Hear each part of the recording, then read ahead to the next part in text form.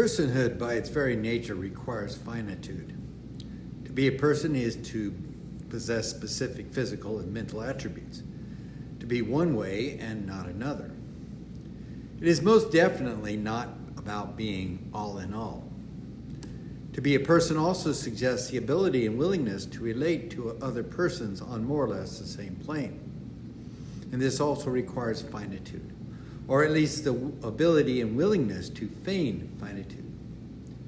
Take any account of God relating to human beings in the Bible, and you will find it presupposes a personal and therefore finite God.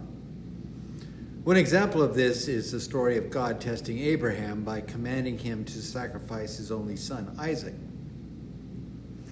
In Genesis 22:12, an angel intervenes, telling Abraham, "Do not lay your hand on the boy or do anything to him, for now I know you fear God, since you have not withheld your son, your only son, from me." The phrase, "for now I know you fear God," clearly implies that previously God did not know this, since if God did, it would not have been necessary to test Abraham in this way.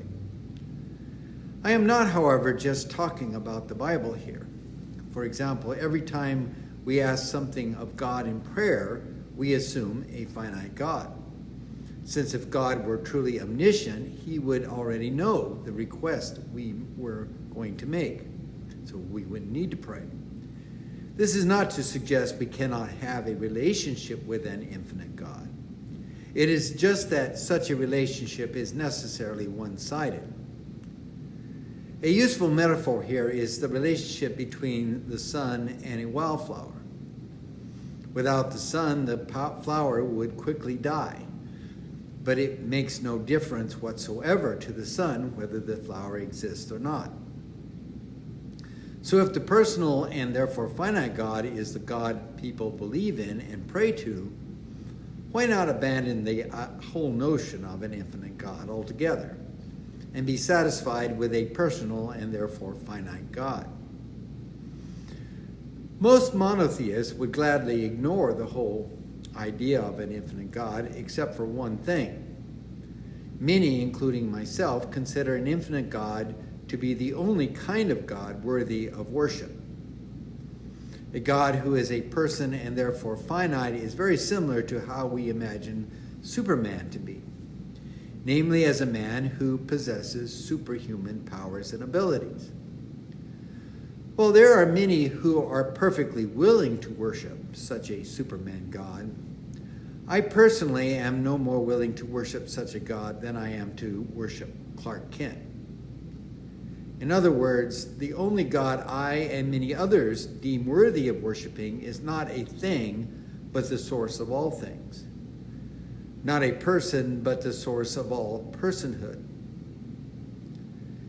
Fortunately for persons like myself, there are at least two doctrines within Christian orthodoxy that, when properly understood, allows one to acknowledge God's infinity and personhood at the same time. They are the doctrines of the Incarnation and the doctrine of the Holy Trinity.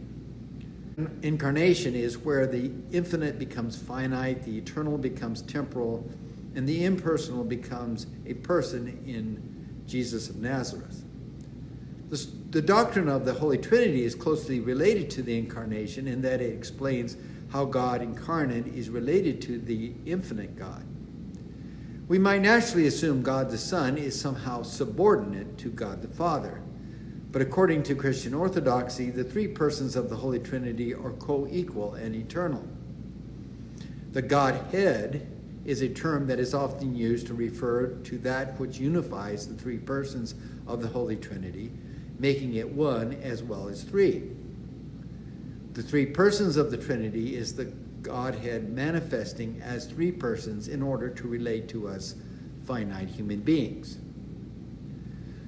When we understand the Holy Trinity in this way, all the centuries of hair-splitting and outright conflict over this doctrine makes much more sense. Those who eventually won out insisted on a way to worship both an infinite, impersonal God, but be able to relate to a finite, personal God. Every other understanding of the Holy Trinity, such as Arianism, modalism, monarchianism, etc., implied only a finite Superman God.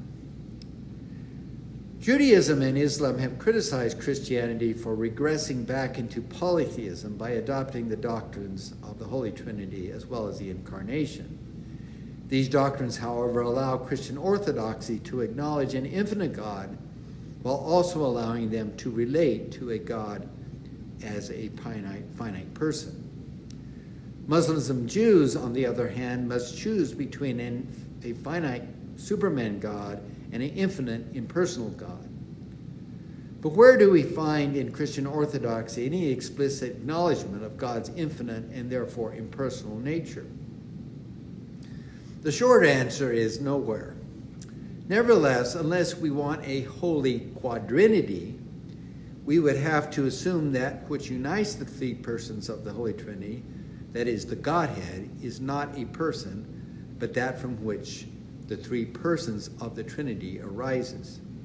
In other words, the source of all personhood rather than the person itself.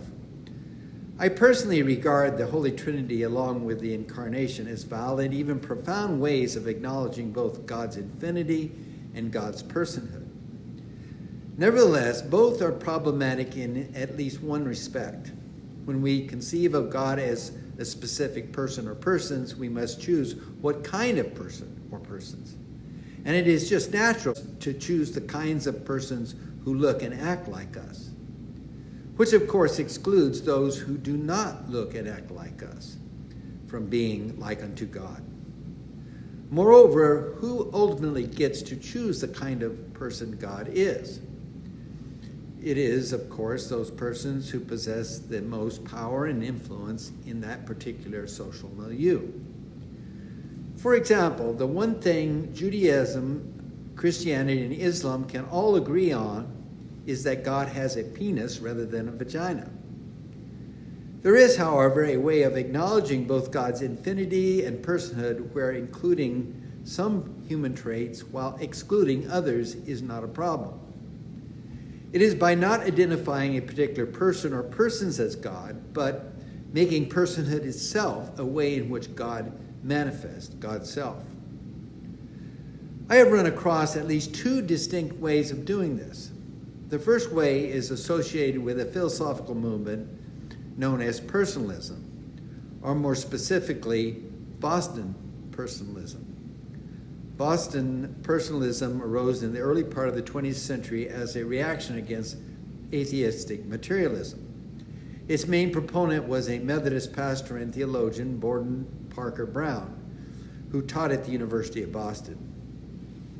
Boston personalism presupposes Immanuel Kant's categories of cognition. It is by means of these categories of cognition that our minds organize raw sensory data, thus creating reality as we perceive it. For example, the qualia we call yellow does not exist out there in objective reality, but is a category of cognition used by our minds to represent a particular wavelength in the spectrum of visible light. If instead we measure the frequency of the light we call yellow using a spectrometer, the category of cognition would switch from being a quantity rather than a quality, but it still would be a category of cognition. Most people are naive realists, meaning they believe the objects they experience exist out there in objective reality. The science of perception and cognition has, however, proven over and over again Kant was correct in his claim we create our own realities through these categories of cognition. Following up on Kant's description of reality as we perceive it, Brown claimed the universe itself would not exist if it were not for persons like you or I to perceive it. This claim sounds outlandish until we consider how both qualities and quantities are categories of cognition, and indeed even fundamental concepts such as space and time are as well. Does this mean the universe itself would not exist without persons observing and interpreting it? Well, all concepts, including stars, trees, dogs, and the universe itself, are mental constructions we use to make sense of our experiences. So yes, in a word, it does not make much sense to claim such things exist in any conventional sense, without at least a hypothetical observer to witness and name what is being experienced. If it is through persons the universe and reality itself is generated, then we can view creation itself as a product of personhood. To quote Brown himself, ontologically speaking, the person is larger than the universe because the universe is but one small aspect of the person who experiences it. That from which all things arise and to which all things return is infinite, impersonal, and even insentient. Nevertheless, through the choreography of the cosmic dance, personhood arises and in the process retroactively creates the universe we now perceive. Such an understanding of God as a person who also has profound ethical implications. It is that persons are sacred and even divine, and therefore must not be viewed and exploited as an object. A closely related understanding of the divine comes from the French philosopher and practicing Jew, Emmanuel Levinas. In his seminal book, Totality and Infinity, Levinas developed the concept of the other, around which he organized his ethics and philosophy. By the other, Levinas is referring specifically to other persons. The concept of the other can be understood in a way similar to how another Jewish philosopher, Martin Buber, conceives of thou in relationship to I in his book, I and Thou. Levinas goes one step further in ultimately, although not explicitly, identifying this other with God. Now, most of us are about as likely to find the devil in other persons as we are to find God, probably more likely. Levinas himself was no stranger to the capacity of human beings for evil, having spent much of World War II in the German prisoner of war camp and having lost members of his own family to the Holocaust.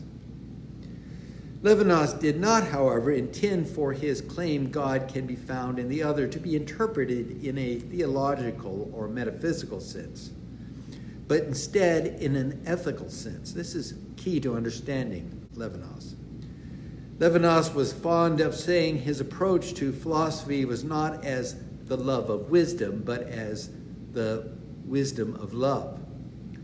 Or to evoke the two greatest commandments of Jesus, Levinas insisted loving our neighbor as ourselves was the best way to love God with all heart, soul, mind, and strength. And before you dismiss Levinas as having an unrealistically benevolent view of human nature, just remember that evil in its most intentional and malignant forms is commensurate with how focused we are on our own wants and needs, and indifferent to the wants and needs of others. In other words, it is precisely in dismissing or otherwise ignoring the other that much of what we call evil arises. The value of Levinas's concept of the other is how it runs counter to nearly all other ways of conceiving of God, namely by projecting our own person or persons like us upon the cosmos. Instead, it was in discovering and respecting the otherness of the other that we can discover and appropriately respond to God. To summarize the main points of this video, personhood by its very nature requires finitude. Consequently, a personal God and an infinite God are inconsistent and therefore mutually exclusive.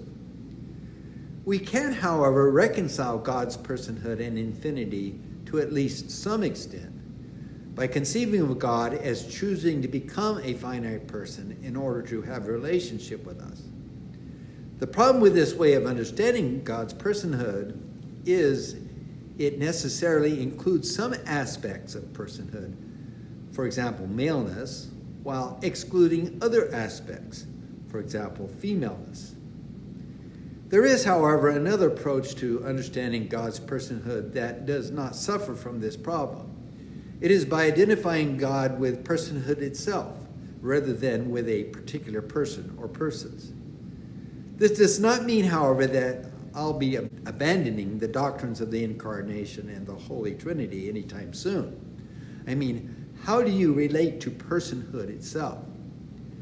Nevertheless, both Brown's philosophy of personalism and Levinas's concept of the other has made me much more willing to relate to God as a person, or at least recognize and celebrate the infinite God as the origin of all personhood.